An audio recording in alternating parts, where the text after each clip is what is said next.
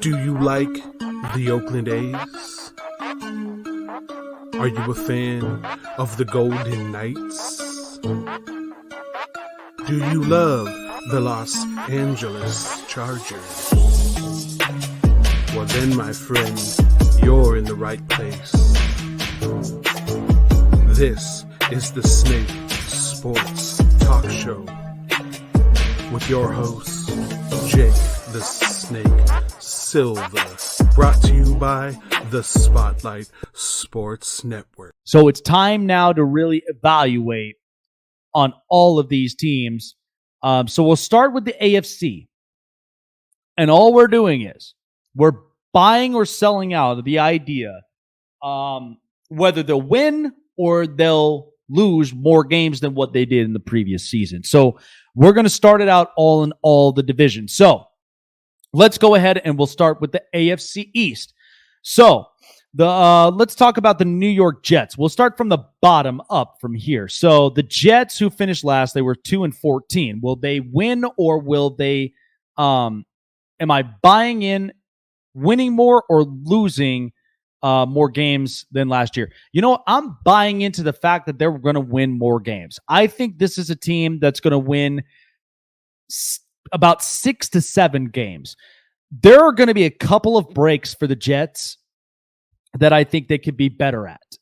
And this is a team that I think could finish 6-11 or 7-10. And just from what I saw from Zach Wilson is it's interesting. This is a kid that's got a lot of positive upside. I love what I saw from his performance in preseason. He looks like he's a kid that could be very disciplined as long as he's in the right direction. But you have to think about it. They got a lot of really good weapons. Corey Davis, Jamison Crowder, Tyler Kroft, by the way, has been the talk of the tight end position. And then let's see how the run game really produces. But the biggest break is going to be that defense. That D-line is going to give you exactly what they've got.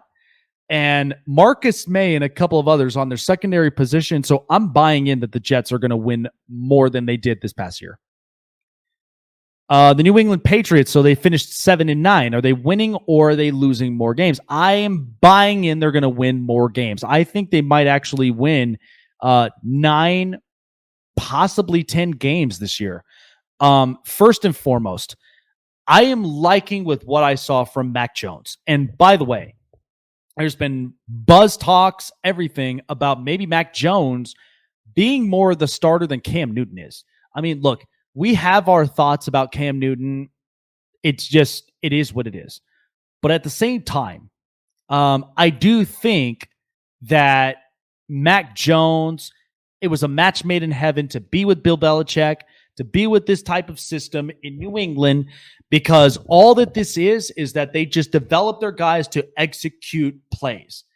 And Mac Jones, I feel like, is a smart kid. He's a guy that I think is going to be really, really competitive. And again, you have to think about the system all around him. Competitive guys, smart guys, and ones that are very disciplined. I think Mac Jones will do just fine. I think he's going to have a really, really good career. But I do think they might be capable of winning 9 to 10 games this year. The Miami Dolphins, 10-6 they were last year. For right now, because of all of this buzz talk, I don't think they're going to win 10 games like they did last year. I think they're going to probably win 9. I'm just going to be blunt about this because, first of all, you've got so many questions about Tua right now. And at the same time, you just reemerged with the Deshaun Watson sweepstakes again. And the only thing is if a trade got done tomorrow, the only thing is if Deshaun Watson's a Miami Dolphin, they'll win more games. But it's telling me right now that they cannot win with Tua, especially not with the big games. They'll win you some games. They might win you, games against the Jets. They might win games against Jacksonville or Houston or even, bits and pieces of Indianapolis and Tennessee, but you're not going to win big time games against Kansas City or Buffalo or Baltimore or even some of these big time NFL teams like Tampa, or a lot of them, because at that point you're facing against big time defenses. So there's question marks all the way around with that. The Buffalo Bills, they went 13-3 this past season. I'm going to put a hold because I do think that they might actually win 13 games again. They might win 14. But remember, Josh Allen is on contract year. Sometimes it does get pressurous for quarterbacks like that. But I do think he's got a competent head coach in Sean McDermott. I do think he's got a really good offensive coordinator with Brian Daboll. And he's got a hell of a defense and really good offensive players. So it's not like Josh Allen, and it's not like the Bills are not going to miss the playoffs this year. They are very much going to make the playoffs. But as far as what they've performed last year at 13-3, it's kind of hard to really predict it. But at the same time, I think it could be doable. Now, like I said, they could be between the either 14, 13, or 12 wins, whatever the case may be. But I do like the chances. I'm just going to put a hold on it. So I'm bought into the Jets winning more games. I'm bought into New England winning more games. I'm selling on the Dolphins winning more games. I think they might take one game off. And then Buffalo, I'm putting a hold. Okay, the AFC West, the Kansas City Chiefs. I'm putting a hold on them. You got the Chiefs, the Raiders, Chargers, Broncos. Okay, so let me actually flip-flop. The Broncos. So I am going to slightly buy into Denver winning more games. Here's the reason. First of all, they got Teddy Bridgewater as their starting quarterback. It's over for Drew Lock. Drew Lock is not going to be the starting quarterback. He's too lackadaised. And I do not think that Denver may win those big-time games, but they could be a surprising team on the defensive side because Vic Fangio, as you know, defensive-minded coach. Patrick Surtain, there was a lot of really good speculations with him, Justin Simmons, and a couple of other really good secondaries. And by the way, they were a team that did not allow a touchdown in the preseason. Now, I'm not putting my hopes up on this, but this could be a team that'll be interesting walking into the new season without Drew Lock, going in with Teddy Bridgewater. You're going to get Cortland Sutton back, but this defense, that's the only reason that Denver may still show a competitive side, but it may not be as big. I think they're capable of winning 7 games, and maybe 8. But at the same time, you gotta show me some improvement there. The Chargers went 7-9. I'm buying in they're winning more games. First and foremost, they were the talk of the offseason this year. They have addressed their offensive line to go and get Corey Linsley, Matt Filer, and of course, Oday Abushi. And then they draft Rashawn Slater. They have addressed the offensive line very, very well. Justin Herbert was a lightning in the bottle last year. This was a kid that came out last year, no practices, not even a preseason or OTAs, and broke every single rookie record, at quarterback. And this is a kid that could really get over the humps of what their problems were last year, because first of all, they kept losing games that were below 7. So that was their problem. I think this year, and after watching the defense, this is a much better improved defense, but it is going to be a lot tougher when you're going about and you're kind of, at the same time, you're facing off against some of these tough teams, but Justin Herbert showed you he's capable of matching up against those tough teams. So I'm buying in they're going to win more games. I think this could be a team that I know I've said initially 13-4, but within the ranges, I mean, shoot, they could win 12 or 11, but that'll be a dark horse team that I guarantee is going to make the playoffs this year. The Las Vegas Raiders going 8-8 this year. I'm going to put a hold on the Raiders. First of all, respectfully, where they sit, because last year was not offense problems. It was not. last year was all defense. That was the part that cost them more games. Because even though they're putting up 25 to 30 games, like they're putting up 25, 30 points a game, they were giving up 25 to 30 points in the game in defensively. Now, they did address a new defensive coordinator in Gus Bradley. They go and get Trayvon Moehrig. You're going to have a healthy Damon Arnett. You're going to have a lot of good, healthy guys. And they go and get Yannick Ngakoue, a really good pass rusher to bust through offensive lines. I think this will be a very competitive team for sure for next season because, first of all, Derek Carr is putting up the numbers that you know are trustworthy. But this is a sign that, again, you put in this new group, you put in a new defensive coordinator. The only question is, will John Gruden get over this? Will John Gruden get over what last season brought them? And can they be competitive? It'll be interesting. Chiefs 14-2. I'm going to put a hold. I'm going to put a hold on the Chiefs with that 14 wins because they may either win 14 games or they might actually lose one and just get 13. Whatever the case may be, that's going to be a team that's going to be winning the division again. They're going to go into the playoffs. They address the offensive line. Got a couple of, they got a couple of really good defensive pieces, but at the same time, it's Kansas City. That's really all you got to look into it. So I'm buying slightly into the Broncos. I'm buying into the Chargers. I'm holding on both the Raiders and Chiefs. Those are the only two teams right there that I hold, and then the other two I'm kind of buying into. The AFC North. So I'm going to start with the Cincinnati Bengals. So I'm going to slightly buy into more wins with them. They went 4-11, but here's the thing. I think they might win just 5 or 6 games. This is difficult because, first of all, you don't even have an offensive line around Joe Burrow. That scares me. Defensively, they could show up at any point, but Cincinnati, as long as Joe Burrow is making the right decisions without getting himself hurt, they're capable of winning 6 games. But at the same time, this is an organization that's never going to see past their past. I just don't think, I just don't think they'll be able to overcome that hump. The Cleveland Browns, 11-5 that they were last year. I'm buying in they're going to win more. I think they're probably going to win 13 to 12 games. Baker Mayfield was showing you that he's capable of executing plays. Now, here's the deal. Defensively, Cleveland got better. They got much, much better on defense.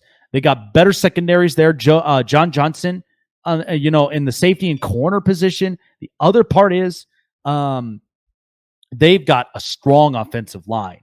They've got a really strong offensive line. And Nick Chubb is by far the wild card running back that's going to have a huge year this up and coming year. I think Cleveland is serious, but it all comes down to what Baker Mayfield's going to do next. That's my only honest opinion. The Baltimore Ravens, 11-5. I'm going to hold on Baltimore. Baltimore, they do have a much better improved offense once they got Rashad Bateman, and then they went and got Sammy Watkins. Now, they needed to get over the top wide receivers for Lamar Jackson because that was the talk, right? That was the conversation.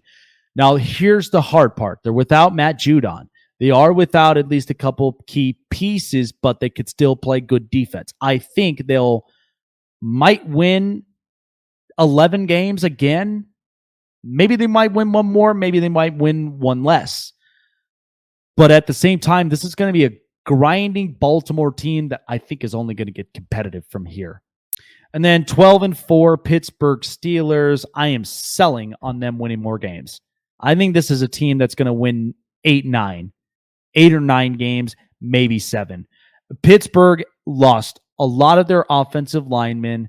The other part of this is they lost Bud Dupree, one of their other edge rushers, and who knows what Pittsburgh's going to end up addressing when it comes to Big Ben. First of all, you can't afford another Big Ben injury. And the second that happens, you're losing more games. A lot less than last year because they're not going to do that again. They're not going to pull off a record like that again. I promise you this. But, you had a lot of talks about Dwayne Haskins kind of on the rise when Ben is retired. But at the same time, this is an offensive line, and the first pick they get is Najee Harris. I think is a really good running back, but who's going to be the offensive line to protect him? That's the question. Who's going to open up the holes? So I'm slightly buying into Bengals winning about 5-6 games. I'm buying into Cleveland winning more games, holding on the Ravens, but I'm selling my stock on the Pittsburgh Steelers big time. Okay, the AFC South. The Jaguars went 1-15. I'm buying in they're going to win more games. I think that with Trevor Lawrence at quarterback, they are going to win at least 6-7 games. At least. Urban Meyer is very much a transformative type of coach. He's a guy that's going to come into a system with Jacksonville. He's going to clean up this mess. And what better than to start with your caliber in Trevor Lawrence? First of all, you named him starting quarterback, and Gardner Minshew goes to Philadelphia. Now, despite and regardless of that, that's a team that, you look at some of these offensive guys, Keelan Cole, DJ Chark, Laviska Shenault, they do have some really good wide receiver pieces. Now, tight end's going to be questionable, but also they've had a couple of defensive guys that I think are kind of trustworthy, but I think this team could win about 6 games, given the fact that you've got Trevor Lawrence there on the rise. Houston Texans, they're going to win less. They're probably going to end up winning 3 or 2 games if they don't figure this out with Deshaun Watson. They were 4-12 last season, and that's a team that I think has just become a complete dumpster fire. I mean, it's nothing against them, but this is an organization that's just in a complete huge mess. And yeah, I think Houston's just going to end up losing more games. They're probably going to end up about 3 or 4, or 3 or 2. Colts were 11-5 last season. I'm slightly buying into they're going to win 12. This is interesting for me for the Indianapolis Colts because first of all, you got Carson Wentz, who's going to be back. He's going to be coming back once he's back from injury and of course on the COVID list. But they do have a good quarterback system, and Frank Reich knows how to make it right. But here's the other thing. Defensively, Darius Leonard, Kwity Paye, and a couple of these other big-time Colt players. This is a team that Chris Ballard puts together, and they still show up competitively.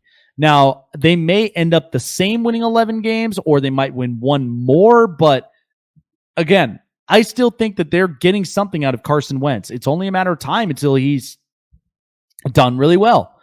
So I think the Colts might win 11, possibly 12 games, but that's where I've got that prediction from there. And finally, the Tennessee Titans at 11-5. I'm going to go with 1 less. I'm going to sell them at 1 less. I think they might win 10. First of all, okay, Ryan Tannehill in that offense with Derrick Henry and Julio Jones and A.J. Brown is not my problem. Okay, my problem is that secondary. That's the part that kind of kills me. Now, they did address an edge rusher because they did not have a pass rush last year. They go and get to Bud Dupree. But the secondary right now, outside of Kevin Byard, I don't even know if it's trustworthy or not.